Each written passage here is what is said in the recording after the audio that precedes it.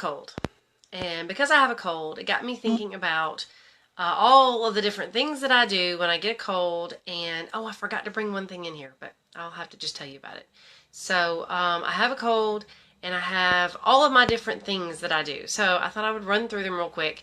And I have reasons for why I do it. And there are a lot of them I don't even remember why I started doing it, or maybe somebody just told me about it or whatever. But you can look up if all the things that I have mentioned, and you can find the links to how this helps. So I'm just going to give the information to you, and then you can go out there and do your research on your own and find out why it works, etc. The number one thing is vitamin C, and anytime you get sick, vitamin C is huge. I like time-released vitamin C. My husband loves the chewables, I think mostly because he likes the way it tastes. My dad actually uses powder vitamin C, and he takes tons of it. You know, it says that you're supposed to take 1,000 milligrams. Now, I just want to say that the serving sizes of vitamins was established a very long time ago, and that has never been updated. And really, you can't take too much vitamin C. If you take too much, all it's going to do is just your stomach's going to rumble and grumble, and you're going to have some tummy troubles. So that's how you know you've had too much vitamin C. So you keep taking vitamin C and taking vitamin C until you get to the point where you go, oh, my stomach is starting to gurgle and get a little upset, so now I know I have enough vitamin C in me. So you can keep taking vitamin C, and that is huge, is that a lot of times when people take vitamin C, they don't take enough vitamin C. So vitamin C is huge. The other thing that I forgot to bring, I knew there was something else, apple cider vinegar. Apple cider vinegar is actually something good to do every single day. And also, a lot of people that do keto do apple cider vinegar as part of their daily regimen in the morning when you first wake up. In fact, the combination of apple cider vinegar and lemon juice, and if you're not really sensitive to sugar, then also you can do apple cider vinegar, lemon, and cranberry juice. And the lemon and the cranberry is supposed to be really good for you if you are a person that is on keto. The lemon and the cranberry are supposed to be really good for your kidneys, to keep everything nice and healthy, because keto can be hard on the kidneys. So all that protein and everything. So anyway, that's a good tip just for in general. But I usually do about a teaspoon of apple cider vinegar, and it needs to be the apple cider vinegar with the mother. The mother is important. It makes it kind of this interesting, it's got a foggy look to it.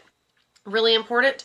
Another thing that a lot of people do not realize, and a lot of people are scared of, is vitamin A. The vitamin A that I have here, and I don't have organic. I wish I could afford organic. I wish I could afford the best, but I cannot on my budget. But I'm just like, hey, I get what I can. This is not water-soluble vitamin A. Water-soluble vitamin A is really what you want. This is what I just happen to have on hand. If you have water-soluble vitamin A, you do not have to worry about it building up in your system. Your body's going to use it and then flush what you don't use. So vitamin A is key. Again, just like with the vitamin C, you just take a lot. You take way more than the serving size, because you can use a lot of vitamin A when you're sick.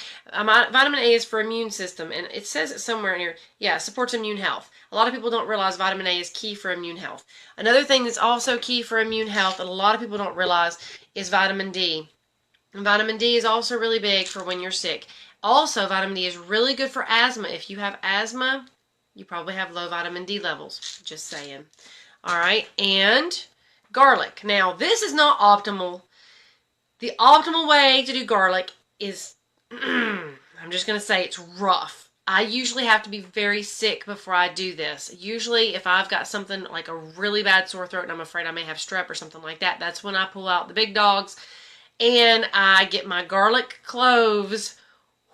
It's rough. Take your garlic clove, smash it down into small pieces, get you some honey on a spoon, garlic and a spoonful of honey, and it's unreal how well that helps. I mean, you feel better almost instantly. I'm just going to say that's usually my last resort. So I do garlic a lot. Also, if you are on any kind of blood thinners, you don't need blood thinners. Just take garlic every day. You don't need natural blood thinner.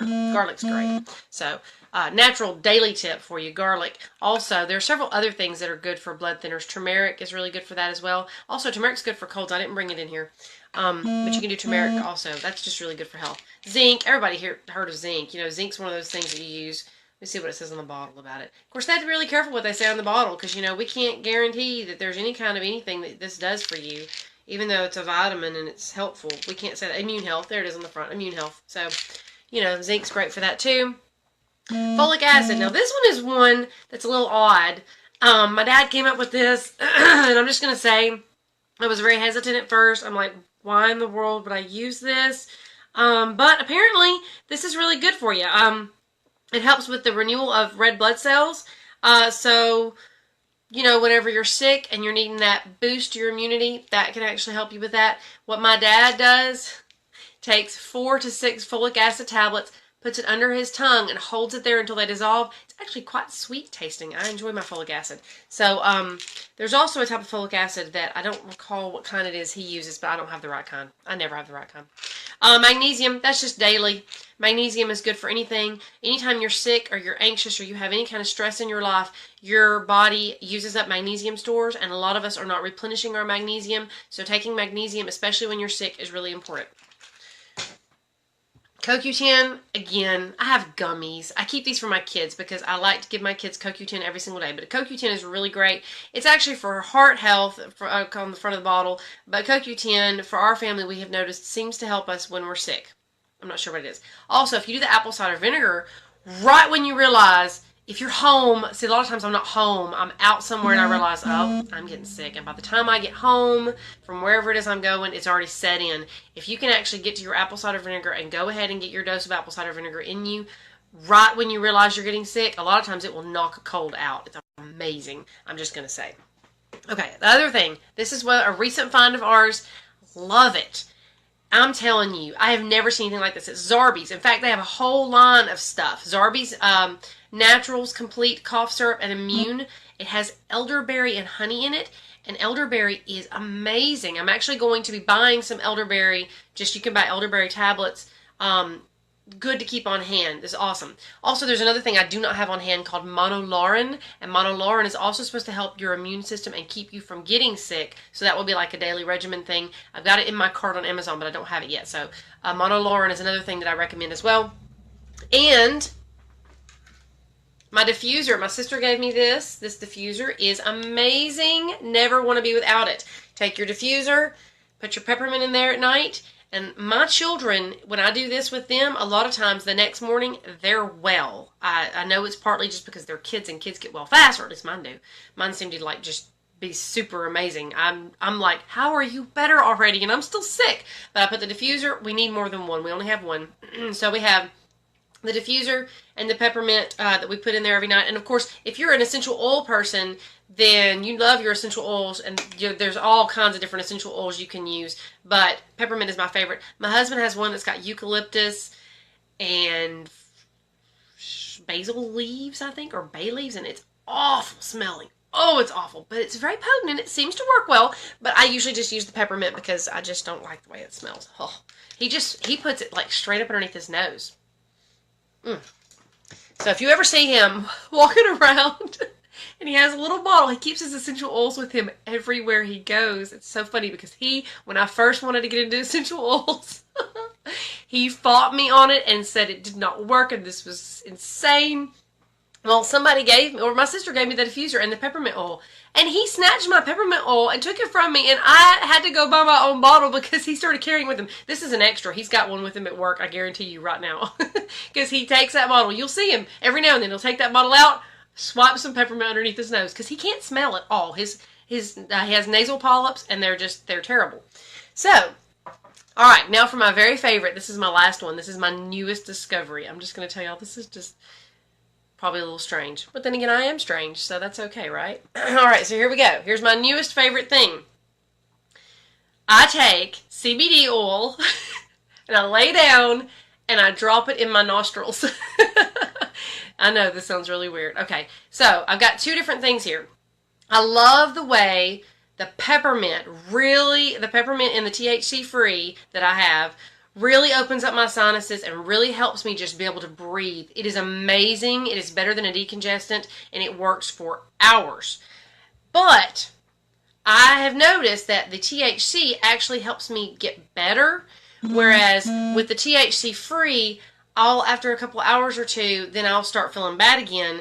When I do the THC, I notice that I never go back down. I always seem to be getting just slightly better. So the THC has all those extra cannabinoids in there. So that's one reason why I think it helps. I don't have the peppermint flavor THC. I only have the peppermint and the THC free. This is the natural, and I'm going to say putting that up in my nose has really not been very pleasant.